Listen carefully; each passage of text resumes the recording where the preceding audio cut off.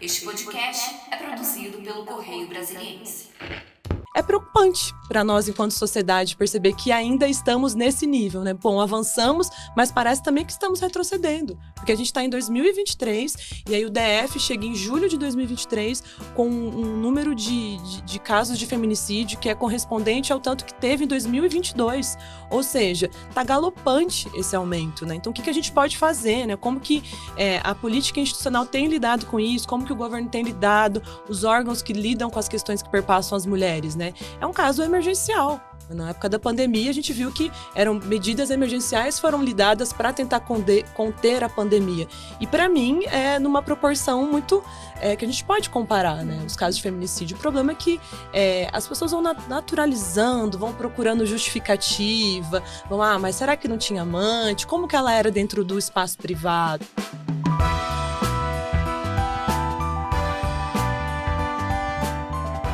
Olá a todos, estamos aqui em mais um podcast do Correio. A nossa convidada hoje é Camila Galetti, doutoranda em Sociologia. Eu estou aqui com a Aline Brito. A gente vai conversar sobre vários temas relacionados à mulher. E começando falando dessa questão que parece uma onda negativa, né? Uma onda de criminalidade que são os feminicídios. Ontem mesmo teve mais uma tentativa de feminicídio, uma mulher tomou uma paulada na cabeça e foi internada no hospital de base. É o 32º caso, até agora em julho, né? Hoje é dia 17 de julho.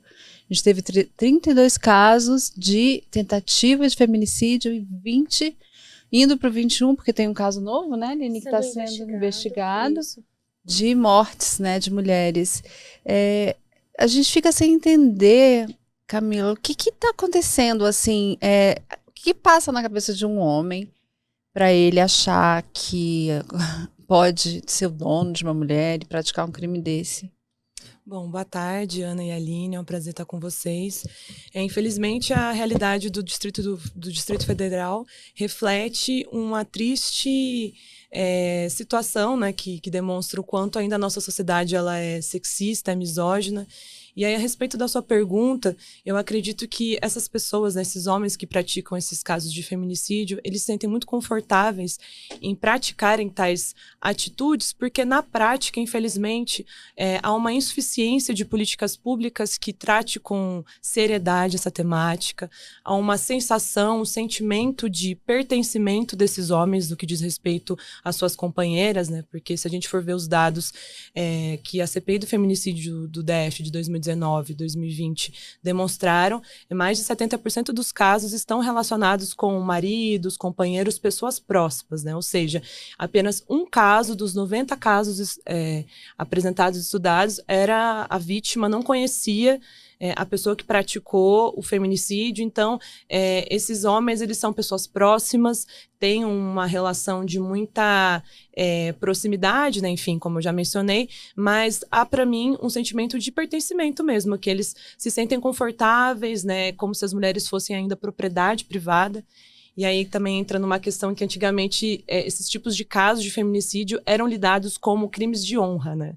E, infelizmente, essa realidade ainda está bem presente, né? Se busca muitas justificativas para casos que está latente ali que não há justificativa para além de um sexismo, de uma misoginia, né? De um crime contra as mulheres que está muito concreto, né?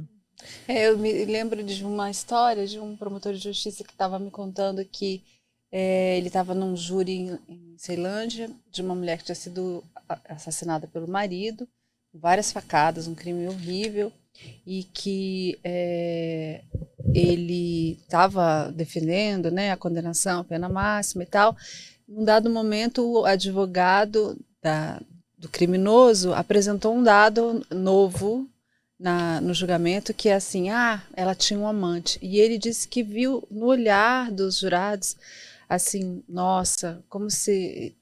Não que justificasse, mas assim, entendi, sabe? Então, ainda parece que muita gente vê um crime desse, claro que ninguém aceita, mas essa coisa da honra ainda existe, né? Sem dúvida, Ana. Isso permeia muito a nossa sociedade.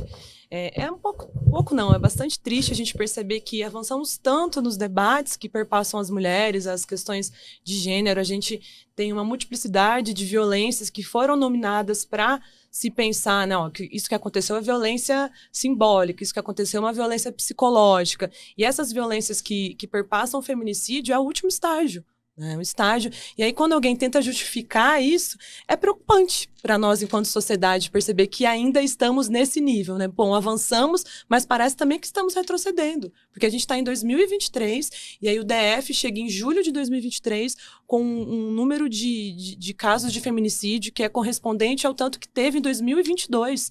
Ou seja, está galopante esse aumento, né? Então, o que a gente pode fazer, né? Como que a política institucional tem lidado com isso, como que o governo tem lidado, os órgãos que lidam com as questões que perpassam as mulheres, né? É um caso emergencial. Na época da pandemia, a gente viu que eram medidas emergenciais foram lidadas para tentar conter a pandemia. E, para mim, é numa proporção muito que a gente pode comparar, né, os casos de feminicídio. O problema é que as pessoas vão naturalizando, vão procurando justificativa, mas será que não tinha amante? Como que ela era dentro do espaço privado? Então, sempre é buscado respostas que não respondem, mas que naturalizam esse tipo de violência.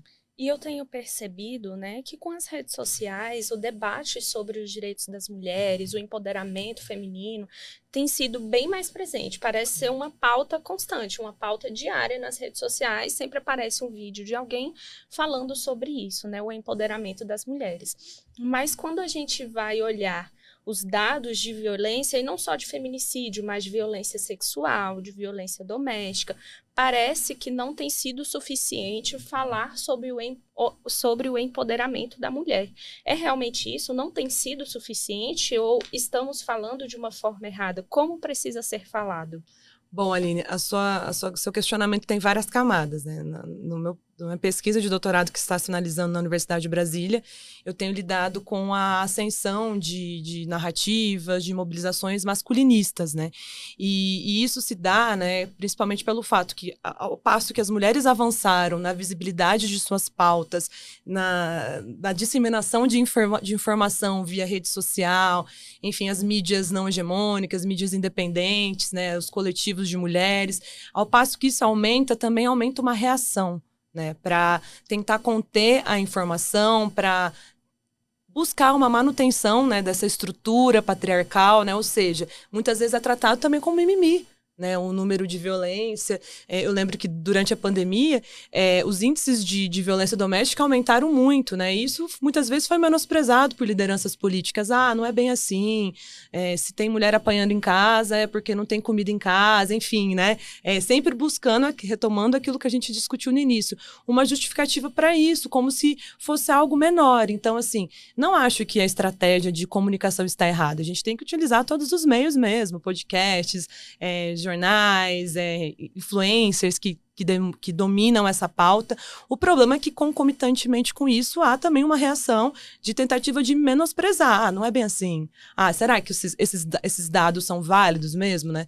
Durante a CPI do feminicídio aqui no DF, houve um apagão de dados também, né? A gente não sabe ao certo alguns dados específicos, né? Agora, essa semana vai sair também alguns dados a respeito de feminicídio e violência contra a mulher no Fórum Nacional Brasileiro, né, de Segurança Pública, e também houve uma dificuldade de sistematizar esses dados, né, de trazer uma concretude para essa realidade. Então, a gente percebe que há uma reação, né, perante esses avanços da disseminação das pautas e também na tentativa de, vamos desmobilizar, não vamos também criar uma grande reverberação na sociedade, né, não criar um pânico moral, porém o pânico moral já está aí. Né? Agora, quando a gente fala de violência, de outros tipos de crime, como o crime contra o patrimônio, ou até outros homicídios que envolvem outras causas, tem muito a ver com outros fatores. No caso do feminicídio, eu acho que, minha opinião é que talvez a gente tenha que analisar a psique daquele homem, porque mesmo essa questão que você falou muito do pertencimento, ele se acha o dono da mulher, só que a gente é dono de várias coisas que a gente não maltrata, mesmo contrariadas, né? for comparar com uma coisa mesmo, se eu tenho um equipamento, aquele equipamento não funciona, não por isso eu vou quebrar aquele equipamento. Pode me dar raiva porque não está funcionando na hora que eu preciso, né? Sei lá, fazendo uma comparação rasteira, assim. Mas eu não vou quebrar aquilo. Então tem um ódio que a gente não entende de onde ele vem, né? Tem algum. O que você vê? O que você enxerga? De onde vem esse ódio? Só complementando, porque eu tenho uma dúvida muito parecida com essa também. Não só a psique, como a Ana falou, de analisar, né, dos agressores e tudo mais, mas será que talvez não é algo que vem ali da forma como os homens são criados na nossa sociedade? Porque a gente tem algo do tipo, homem não chora, sabe? Essa narrativa que é atribuída à criação do masculino desde a prima infância, né? Então, será que também não é a forma como estamos criando os nossos homens? Olha, acho que as duas questões, elas se conectam, né? No primeiro momento, que é uma questão estrutural, de fato, né? Por isso que a gente tem os papéis sociais de gênero, né? Como que mulher vai agir, como o homem vai agir, e isso é pautado muito a partir de uma lógica patriarcal, né? A mulher no lar, o homem no espaço público, né? Enfim. E aí tem também essa questão de criação, né? De como os homens são ensinados a lidar com as mulheres, né? Essa objetificação de tratá-las como um objeto que pode ser descartado, mas no caso de um indivíduo, Ana, eu acho que você toca num aspecto que é fundamental da psique, que tá conectada também com os afetos, né? Quais afetos são mobilizados nesse indivíduo? O ressentimento, né? Agora ela tem uma independência financeira, ela não depende mais de mim, então não tenho mais como prendê-la em casa, né? Assim, enfim, né? Quais são as ferramentas que eu vou mobilizar para manter esta mulher nessa relação? Se eu não tenho afeto, se eu não tenho cuidado, se eu não tenho companheirismo. Então, há um ressentimento que está ali, né? O que é o ressentimento? É como se o outro estivesse ocupando um espaço que ele não deveria ocupar. Como se o outro estivesse tendo uma visibilidade e tirando algo que é meu, né? O ressentimento está muito presente, né? Na minha pesquisa até eu discuto essa questão dos movimentos masculinistas que estão também atrelados com uma crise de masculinidade hegemônica, né? Então, os homens foram ensinados de que a mulher deveria ficar quieta, enfim, né? Isso na década de 60, eu lembro da minha avó que parou de estudar porque meu avô falou, não, eu já cuido aqui de casa, a gente já tem uma independência financeira, você não precisa trabalhar. Né? E isso, para mim, reflete também uma crise de sociabilidade, de como as coisas foram mudando, né? As mulheres foram alcançando outros lugares na sociedade, no mercado de trabalho, nas suas próprias relações afetivas. Né? E todo esse incentivo que os movimentos de mulheres ou movimentos feministas também de trazer, de dar visibilidade a essas violências. Então, há uma crise estabelecida. Né? Como que eu vou agir perante isso? E aí, não justificando, óbvio, minha fala não é para justificar esse tipo de crime, mas para mostrar que essas novas formas de se relacionar, que esse patriarcado, essas relações também são ruins para os homens, né? Cobra uma virilidade. Você mencionou, né? Homem não chora, homem precisa ser o mantenedor do lar. Então, esses papéis também são cruéis para os homens, óbvio que com uma proporção muito menor, né? Então, como que eu mantenho essa mulher presa a mim, né? Objetificando, mas entendendo que é uma pessoa, mas também desumanizando. Porque você chegar ao ponto de tirar a vida de alguém que você considera, que você tem um vínculo afetivo, alguém que, os casos do DF que a gente vê, né? Que você tem um filho, uma filha. Teve um caso que o homem tirou a vida da companheira na frente do filho de 13 anos, salvo engano. Né? Isso é de um caráter de desumanização, de uma relação de poder tão bizarra, que é difícil até de compreender. Talvez se a gente estudasse caso a caso desses crimes bárbaros e fosse ver a personalidade do homem e da mulher, talvez, né? Talvez seja uma coisa até para estudar. Essas mulheres talvez se destacassem mais, embora dependentes em algumas situações financeiramente do marido, mas pela personalidade, por ser mais extrovertida, por ser mais querida, mais amiga, sei lá, algum fator que desse um destaque maior naquele casal para aquela mulher. Isso vai colocando o homem, né, numa situação de inferioridade que ele não aceita. Isso talvez seja um ponto para ser estudado, você não acha? Sem dúvida, né? há uma quebra de padrões e aí a dificuldade de entender o novo lugar que essas mulheres estão ocupando. Não, peraí, o que está acontecendo na sociedade? Né? Não, a gente tem que... E aí isso resulta em atitudes extremamente autoritárias, né? De acabar com a vida de alguém. Então, eu vou silenciar de todas as formas essa mulher, ao ponto de acabar com a vida dela. Então, há uma radicalidade nisso, né? Mas aí tem um ponto que me chama atenção também nessa discussão, é sobre o quanto está galopante esses números, né? Então, a gente percebe que, enfim, né, pontuamos aqui que houve um avanço das discussões, mas por que que está tão galopante, principalmente no Distrito Federal, né? Eu fico pensando, né? A gente tem uma secretaria que visa pensar isso, né? A gente tem que pensar em políticas públicas específicas, dos órgãos que dialoguem entre si, né? Para poder pensar em estratégias de enfrentamento e causar até um medo nos homens que pensam em praticar um feminicídio, né? Por que eles estão tão confortáveis?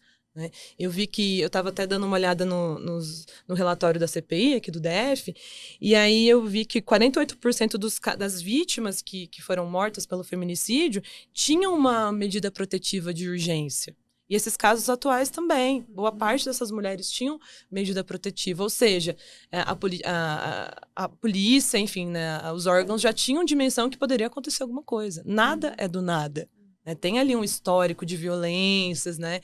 E você registra um boletim de ocorrência de violência doméstica e tudo mais. Então, por que estamos assim, né? Essa questão, a gente vai fazer um seminário nessa quinta-feira, né? E fez um outro esse ano ainda. E em alguns pontos eu abordei esse tema questionando os palestrantes, que é o seguinte... Se a medida protetiva ou se o boletim de ocorrência, se a iniciativa da mulher de procurar uma ajuda oficial das autoridades não funciona, talvez ela fique ainda mais em risco do que antes, porque aquele marido, aquele companheiro, ao saber que ela procurou ajuda, que ela fez uma denúncia contra ele, cria uma situação de um ódio maior. Então, se ela não tiver uma proteção maior, realmente efetiva, depois que ela denunciou, a situação dela fica mais extrema. Pois é, a gente entra também num outro aspecto, né? Que esses órgãos públicos, eles precisam de um treinamento, de uma educação mesmo, né? No que diz respeito às questões de gênero, né? Então, quem que está à frente desses órgãos? Como é lidado, né? Será que as pessoas recebem uma formação, né, de gênero? A gente vive numa coisa básica mesmo, aquele beabá. A gente vive numa sociedade que é desigual.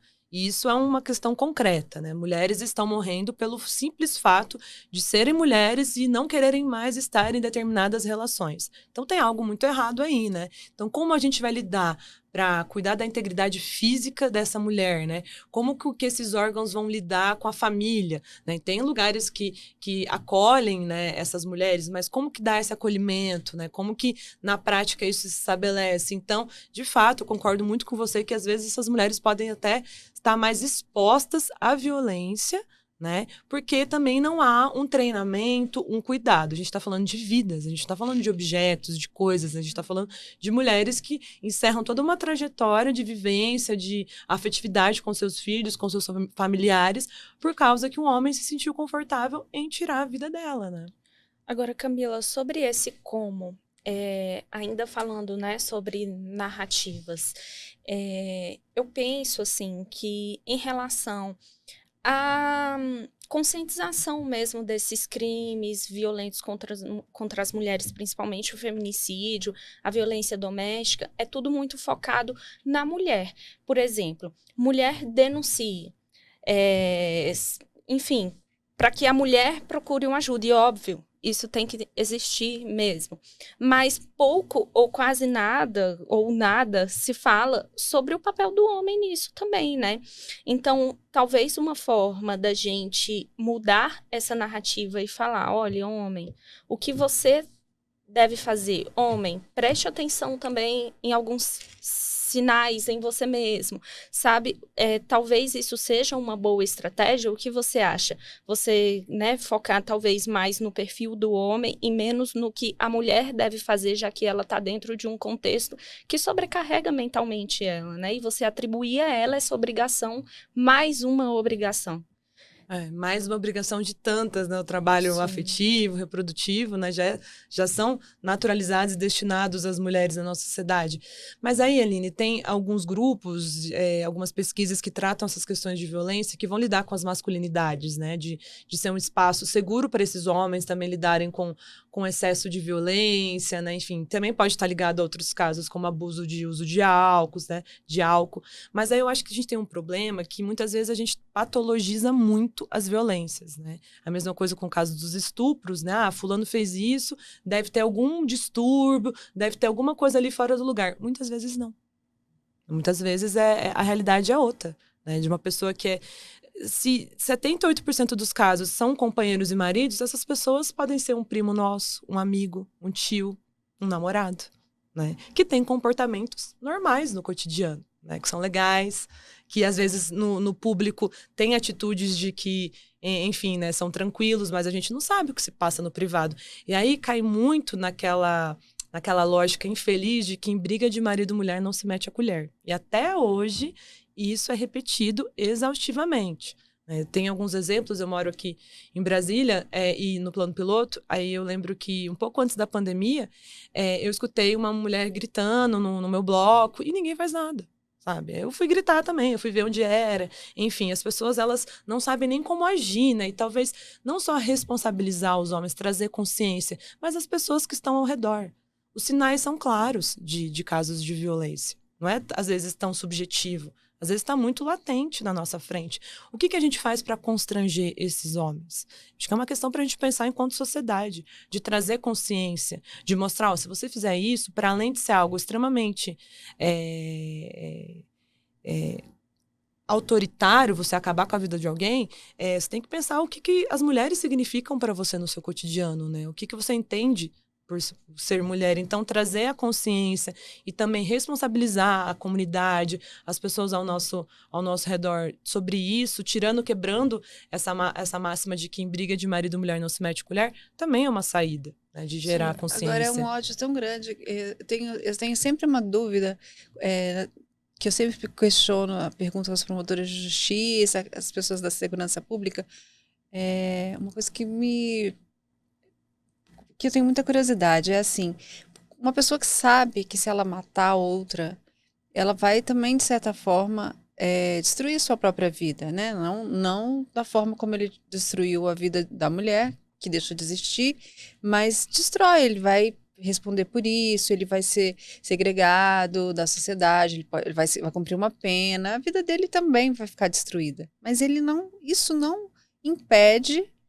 Não existe, parece que a razão não funciona no momento em que desse ódio extremo. E a minha dúvida para essas pessoas que estudam o assunto mas por que a pessoa comete um crime que sabe que vai, além do mal que ela está causando para outra pessoa, se é uma pessoa autoritária e egoísta, para ele mesmo, o mal que ele está fazendo para ele mesmo, ele não pensa, né? O ódio é tão grande que acho que as consequências ficam significantes.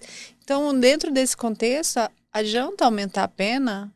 Eu acredito que adianta aumentar a pena, sim, porque é uma relação de poder mesmo, né, que se estabelece ali. E quando a gente fala relação de poder, a gente fica, mas como que isso, né, enfim, pode gerar uma consciência de que, opa, não posso fazer isso porque vai acontecer. De fato, concordo totalmente com você, Ana, sobre que a pessoa não pensa na consequência, porque ela quer mostrar que ela tem uma autoridade ali, né, que aquele corpo pertence a mim, ao ponto de que não vai pertencer a mais ninguém.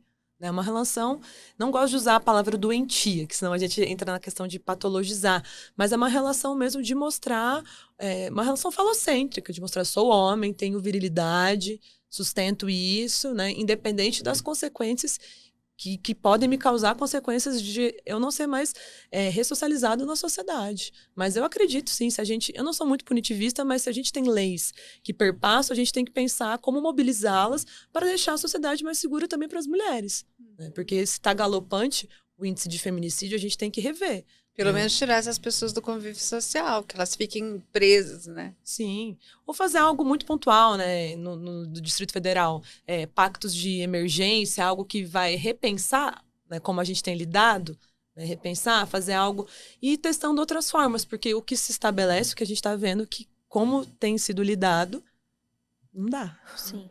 E geralmente, como a Ana falou, né, são crimes que envolvem muito ódio. E a gente vê também que, em alguns casos, são crimes que afetam justamente aquilo que é do feminino, né? Por exemplo, o cabelo, os seios, os órgãos sexuais. Então, e as formas como essas mulheres são mortas são formas muito cruéis, né? Que talvez reflita ali também um pouco do que é a mulher na sociedade, né? Da forma como ela é vista, né? Realmente isso, uma relação de possessão, né? Não enxergar como um ser autônomo, né? Então, você acredita nisso, que um reflexo de como a gente é vista? Ah, sem dúvida, né? Sem dúvida.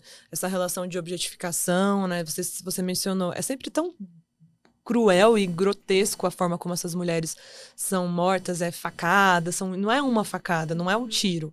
Né? Ali a pessoa parece que está depositando todo o ódio, e aí você mencionou sobre os órgãos, sobre a questão da feminilidade, né? De acabar, de encerrar completamente a feminilidade daquela mulher até na morte, né? Então, porque essas mulheres que chegam ao ponto de serem mortas por conta de feminicídio, a vida delas no cotidiano antes, com certeza, já era permeada por muita violência, muita agressão, muita violência simbólica. Então, a gente percebe que é uma tentativa mesmo de apagamento de todas as formas do que é ser mulher, para além do que a gente compreende do feminino, né? Sim. E o que me chama também a atenção nos casos esse ano é que tem sido vítimas muito jovens, né? Na casa dos 20, dos 30 anos, que a gente imagina que o público jovem vai ter uma consciência maior, até por aquilo que a gente já falou, de estar mais inserida na tecnologia e no que tem se falado sobre o empoderamento feminino, mas os dados mostram que não é bem assim, né? E relacionamentos recentes também, né? Pouco tempo de convívio e já esse sentimento de posse. Isso fica evidente que é uma questão geracional, que o problema ele é muito mais embaixo do que a gente imagina, né? Se homens de 20, 25 anos estão tendo esse tipo de atitude, eles aprenderam em seus lares e estão cada vez mais mantendo esse tipo de prática. Enfim, nas minhas pesquisas eu vejo que também essa reação, né, de alto índices de violências contra as mulheres é fruto de um tempo que ou deslegitima as violências ou trata como mimimi, né, ou busca, a partir dessa crise de masculinidade, colocar ali uma relação mesmo de poder muito brutal, muito grotesca, né? Então, isso para mim é fruto do tempo que a gente está vivendo. Enfim, de lideranças e tudo mais, né? Você acha que realmente essa onda de feminicídios é maior hoje? O número de casos é maior hoje? Ou em decorrência de a gente estar prestando mais atenção hoje? E também porque agora esse crime foi tipificado, o feminicídio surgiu com uma lei, né, recente. Qual que é a sua avaliação dentro da sua pesquisa? Está realmente aumentando? É o nosso olhar da sociedade que está mais rigoroso, mais crítico? Ana, eu acredito que o fato de ser tipificada uma lei de feminicídio nos ajuda a ter insumos para avaliar, né? Eu acredito que antes também acontecia, não sei, né? Enfim, né? Trabalhando, a gente não tinha dados concretos para lidar. E até hoje em dia, é difícil da gente ter dados concretos, né? A DPENDE tem melhorado a sistematização nos órgãos policiais, mas, sem dúvida, é porque houve uma visibilidade dos casos de violência, né? Então, quando a gente tem visibilidade, dá essa falsa impressão, tá aumentando. Mas, de fato, de 2019 para 2023, no que diz respeito à nossa realidade de Distrito Federal, aumentou. Então, eu estou pensando nesse espaço geográfico, né? Por que aumentou, sendo que desde 2019 tem um esforço de voltar os olhos a essas questões, foram feitas inúmeras recomendações ao governo federal e a gente percebe que nenhuma foi concretizada. né?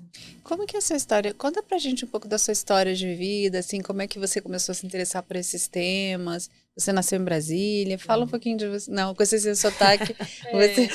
Goiana, paulista, mineira. Paranaense. Paranaense. De Maringá. Bom, eu estou em Brasília há 9 anos. Vim fazer o mestrado na Universidade de Brasília, no departamento de Sociologia. Já estudava questões de gênero. Estudava mais as movimentações, cyberativismo, né, o ativismo das mulheres via rede social. E estou há mais de 13 anos estudando essa temática e fui parar nesse tema assim, de uma forma muito, muito engraçada, assim, né? Fui socializada em igreja evangélica e sempre me incomodava como era lidado os casos de violência doméstica na igreja, né? Sobre ser tabu, não saber como falar. Então, desde adolescente, eu pensava, por que a gente não fala que as mulheres são agredidas? E por que a gente não lida com isso, né? Então, essa pulguinha atrás da orelha surgiu mesmo na minha comunidade de fé, que na época eu fazia parte, e como a sociedade, né, maquiava essas questões. Então, isso gerou um senso de injustiça mesmo, né? Falei, pô, eu não quero passar por esses tipos de violência, não quero que outras mulheres passem, então eu quero estudar sobre isso, eu quero, né, enfim, poder contribuir de alguma forma para que essa temática seja cada vez mais estudada, discutida. Então, estou aí há mais de 10 anos estudando questões que perpassam as mulheres na política. Estou finalizando o doutorado na UNB, na linha de política, religião e valores. E a minha história é um pouco isso. Sou também assessora parlamentar do deputado distrital mais votado do DF. A gente trabalhou bastante. O Fábio Félix, que também é uma pessoa muito parceira dos movimentos de mulheres, né? Enfim, ele sempre nos dá abertura para fazer essas discussões e dar visibilidade para esses temas. Então, a minha vida acadêmica soma a minha luta, a tudo que eu faço e perpassam as questões das mulheres. E é muito interessante isso que você falou, que você vem de né, da igreja. Eu também fui criada na igreja. E também foi algo que me incomodou muito e que me fez até afastar um pouco a forma como realmente era tratada a relação, né, das mulheres. Então, a gente ia no encontro de jovens e aí o pastor perguntava para as mulheres, quem aqui sabe fazer arroz? Para os homens, quem aqui trabalha? Então, é um reflexo muito forte de como a mulher, de como é visto o papel da mulher, né? Eu acredito que isso tem mudado, pelo menos na comunidade em que eu vivo, isso tem mudado bastante. Essas perguntas já não são feitas assim, dessa forma, pelo menos. Mas eu acredito que, né, dentro das comunidades religiosas ainda há muito reflexo de como a mulher sempre foi vista na sociedade, né? Sem dúvida, mas tem mudado sim, né? Acho que a política institucional, né? Enfim, a igreja é uma instituição, né? Ela tem que repensar também suas práticas, né? No que diz respeito a isso. Mas eu acho que também era falta de informação também, né? No sentido de que o assunto era tabu, como lidar, né? A gente vai enfrentar esse caso de violência, mas a gente vai acolher depois essa mulher? Para onde essa mulher vai se ela não tem uma independência financeira? Então, são várias camadas que perpassam esse tema. Mas eu vejo que houve um avanço, sim. Eu sou um pouco otimista nesse lado de que há uma consciência de que precisa ser discutido de outra forma. Sim. Agora, a gente vê que no Distrito Federal a sociedade é conservadora, até indo para a política, embora o Fábio Félix tenha sido deputado distrital mais votado,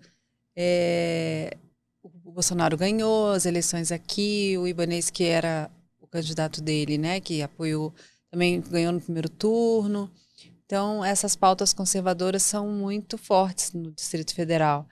Será que isso não pode ser uma consequência do que está... Não querendo dizer que isso é a culpa do que está acontecendo, responsabilizando os conservadores, mas esse olhar conservador que voltou, a gente vê que muita gente que já se continha em algum tipo de comentário de racismo, de homofobia, misoginia, se sentiu mais livre para se manifestar durante o governo Bolsonaro, que tinha um presidente com uma postura muito mais conservadora, né? Você acha que isso pode ter influenciado? As pessoas se soltaram mais para esse lado conservador? Olha, Ana, totalmente. A minha orientadora de doutorado, a professora Débora Messenberg, ela tem um texto muito bom que o título para mim diz muito, né? Ela fala sobre a direita que saiu do armário. Então, essas pessoas não passaram a pensar dessa forma conservadora e misógina, homofóbica do dia para a noite. Elas só se sentiram confortáveis e validadas pelo ex-presidente da República, que dava todo esse conforto para elas disseminarem seus preconceitos, né? Então, para mim, com certeza tem essa ligação, trato isso na minha pesquisa, né? Que isso é uma reação conservadora de que tem um foco, né? Um foco de promover uma manutenção de algumas pessoas no poder, outras não, de acesso, né? Enfim, né? E a existência de mulheres, minorias sociais e políticas que não são tão minorias, né? Para que sejam abafadas. Então, para mim, com certeza, há uma ligação muito forte. Nas ciências sociais, a gente vem estudando isso, a gente vem traçando como isso vem se concretizando. E também a gente tem que ter dimensão que são disputas de narrativas, né? Então, é muito mais fácil eu falar que violência contra a mulher e feminicídio é mimimi do que falar, de fato, temos um problema estrutural que vai demandar da política institucional, vai demandar da educação de tantas pessoas e instituições. É mais fácil não lidar na cabeça desses indivíduos, né? Então, a gente maqueia aquilo, fala que não existe, se existe, a gente procura um culpado, né? Ela traiu, um crime de honra, né? Do que lidar de fato, mas sem dúvida, né? Para mim, o Distrito Federal como socióloga, é um ótimo objeto de pesquisa, né? Onde elege Fábio Félix, elege também Damares Alves, que é uma mulher que vem muito com esse discurso anti-movimentos sociais, não lida com essas pautas de violência, foi muito cobrada quando ela era ministra da Família e dos Direitos Humanos, com os altos índices de violência, e de fato não soube concretizar, mas teve visibilidade, né? Porque a Bia Kicis também, uma deputada conservadora, também foi a mais votada, né, no DF. Sim. Então, mostra que esse lado é muito forte. Muito, sem dúvida. É uma reação, né? É uma tentativa de disputar narrativas que têm se consolidado, que têm tido aderência na sociedade, e mostra também como as pessoas pensam, né? Mas também eu sou otimista, né? No sentido de que há um outro lado também. Política é isso, né? Democracia é isso. O problema é quando só um lado tem voz, né? O autoritarismo, e tenta também acabar com a vida das pessoas, a multiplicidade, né? Não existe uma categoria única de ser mulher, né? Não existe uma mulher só. E os dados que demonstram os casos de feminicídio mostram que a maioria são mulheres racializadas. Então, a gente tem uma questão racial muito latente que não é tratada também. Né? Que está ligada, com a questão de classe, né? Com a questão de mobilidade urbana também, onde as mulheres se sentem mais inseguras e mais seguras. Então, uma coisa vai ligando a outra, né? E, enfim, né? Os conservadores, a extrema-direita não quer lidar com esses assuntos. Não é do interesse deles. Sim. Mas talvez também o problema maior não seja em si o conservadorismo, né? Porque, como você falou, a gente está numa democracia. Cada um é livre para pensar da forma que quiser. Mas talvez como a narrativa do conservadorismo é exposta, né? É falada, né? Talvez ali com um tom mais agressivo, com um tom de imposição, né? Então, talvez o problema não seja pensar dessa forma, mas como isso é externalizado. O problema é impor, né? Você tem razão que a gente não pode tratar esse tema do conservadorismo como o responsável por esse processo, né? Sim. E sim a forma como isso é tratado. Talvez a pauta de costumes que seja que a forma como ela é colocada, como ela é pautada, que pode, de alguma forma, influenciar o pensamento das pessoas. E cada um tem o direito de pensar como acha que deve, mas o problema é tratar o outro sem o respeito por ele ser diferente. O problema é validar a existência de outro, né? De mulheres trans, de pessoas racializadas, né? De outros modelos de família. Quando eu invalido o outro, eu estou dando uma liberdade para que esse outro esteja vulnerável a violências, né? Então, de narrativas extremistas e conservadoras, vai estar encerrando a vida de alguém, dependendo da forma como é colocado, que política pública vai deixar de ser realizada a partir daquilo, né? Quando o Estado, a política se torna uma continuidade do que eu penso, da minha ideologia, se eu quero que o Estado seja uma continuidade de um modelo de família, outras formas de família vão ser prejudicadas. Então, como que se estabelece esses limites, né? Que precisam ser estabelecidos. Sim. Né? E uma inferiorização também do movimento feminista, né? Total. Porque a mulher feminista, meu Deus me livre, né? E Demonizada. enquanto do outro lado existe um discurso de que tudo bem se a mulher quer ser a do lar, né? O movimento feminista luta também para que toda mulher tenha o direito de ser o que ela quiser ser. Mas quando é do outro lado, que fala de uma mulher feminista, não tem essa mesma compreensão, né? Engraçado que o feminismo nunca matou ninguém, né? Não tem dados aí de contribuição do movimento feminista, seja ele de qual corrente for, de contribuir para que homens e mulheres morram, crianças, enfim. Então a gente percebe que é um projeto também de tentar desmobilizar os movimentos sociais, né? O movimento de mulheres, o movimento LGBT, seja qual for o movimento, né? Para que não seja lidada com as questões que estão aí gritantes na nossa sociedade. Você se considera uma feminista? Sim, me considero. Me considero. E não gostaria que existisse feminismo. O feminismo só existe porque existe machismo, né? Então, se a gente tem... defesa. a gente tem que se organizar. Uma forma de defesa da mulher. Sim, eu faço parte do coletivo Juntas, que é um coletivo que existe no Distrito Federal e todo o Brasil. A gente discute casos relacionados à violência, a gente está na UNB, em vários espaços. E a gente entende que essas questões vão ser resolvidas ou terem visibilidade de forma coletiva, né? Você está organizando um livro, eu vi nas suas redes sociais. Sim. Explica pra gente como que é isso. Explico. Bom, eu sou uma das organizadoras de um livro chamado Feminismos em Movimento. A gente está com financiamento coletivo pela Catarse. É um livro que foi escrito por mais de 30 intelectuais e ativistas da América Latina. E a gente desmistifica algumas coisas a respeito do feminismo, de correntes feministas. Eu escrevi o capítulo sobre antifeminismo, e lá temos sobre feminismo liberal, enfim, feminismo cristão também, que é até uma autora do Rio que escreveu, a Pamela Campos. Esse livro está super legal, a gente está chegando nos 50% do financiamento coletivo. Temos mais 26 dias pela frente, então quem estiver nos ouvindo quiser ajudar. Como que as pessoas podem ajudar? É só entrar no Catarse/feminismos, né? catarse.me/feminismos, né? E esse livro está muito legal porque tem pesquisadoras de 20 anos, de 70 anos, então a gente fez essa questão geracional muito evidente. Tem pesquisadoras da Bolívia, da Argentina, professoras da UNB, da USP, tem uma divisão territorial muito interessante e a gente está lançando por via financiamento coletivo porque a editora que a gente buscou é uma editora independente, então a gente também está fortalecendo o trabalho de mulheres. Foram todas mulheres, designers, assessora de imprensa, todo mundo empenhado nesse projeto que é bem legal. Que legal. Tomara que dê certo, que quem esteja nos ouvindo, né, contribua. Sim, por favor.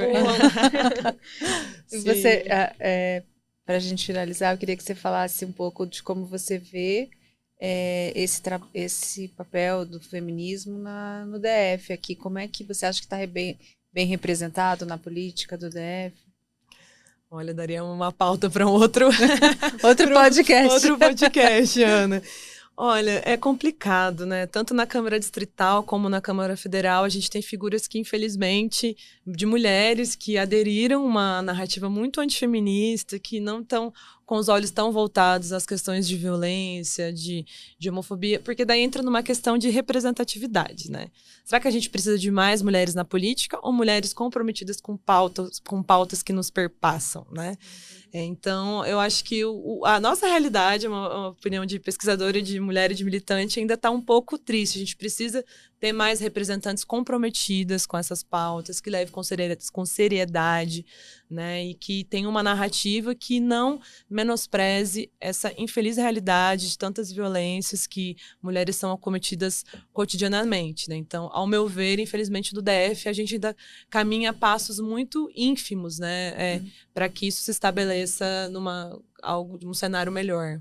A gente viu uma mobilização forte da bancada do DF, dos políticos do DF, em relação ao Fundo Constitucional, né? Essa ameaça de redução da atualização do Fundo Constitucional, a gente viu também essa mobilização em relação à recomposição salarial das forças de segurança pública, que foi um movimento bacana, suprapartidário, todo mundo se uniu em temas importantes, mas talvez falte uma mobilização dessa para buscar soluções para o feminicídio, você não acha? Eu acho. Se a gente for ver a CLDF, né, são 24 parlamentares, temos, salvo engano, 4 mulheres. 4 mulheres. E, assim, a questão os homens dificilmente vão pautar as questões de violência. Eles vão pautar as agendas que são de maior interesse deles, né? Enfim, enfermeiros, polícia, todos os temas. E, por último, na escala, questões relacionadas a racismo, as mulheres vão ficando sempre de lado. Se sobrar um tempinho, a gente discute, né? Porque não há uma representatividade feminina. E a que tem, muitas vezes, né, é engolida também pela realidade, né? Não tem uma força muito evidente, ou às vezes também não tem interesse em trazer essa discussão, né, de uma forma muito consolidada. Então, acredito ainda que a gente tem que caminhar bastante para que haja uma paridade de gênero na política institucional. E aí eu culpabilizo os partidos políticos também. Porque muitas vezes eles não criam quadros, né? Mulheres não dão... É mais difícil, né? Eu não sou mãe, eu não tenho ideia do que é exercer maternidade, mas eu vejo as minhas amigas, a minha própria mãe, assim, que há uma dificuldade de você se inserir em outros espaços de discussão quando você tem que exercer o trabalho reprodutivo, levar uma criança na creche, na escola. Você vai chegar em casa esgotada. Vai pensar em política, né? Em adentrar na política institucional. Então, acho que as mulheres elas não são incentivadas a estarem nesses espaços. E as que estão sofrem muita violência política de gênero. Porque, não só na política. Não só, né? Porque é como se ela estivesse ocupando um espaço que não foi destinado a elas. Agradeço muito a sua participação no nosso podcast do Correio. Obrigada por quem nos acompanhou até aqui. E até a próxima. Tchau, tchau.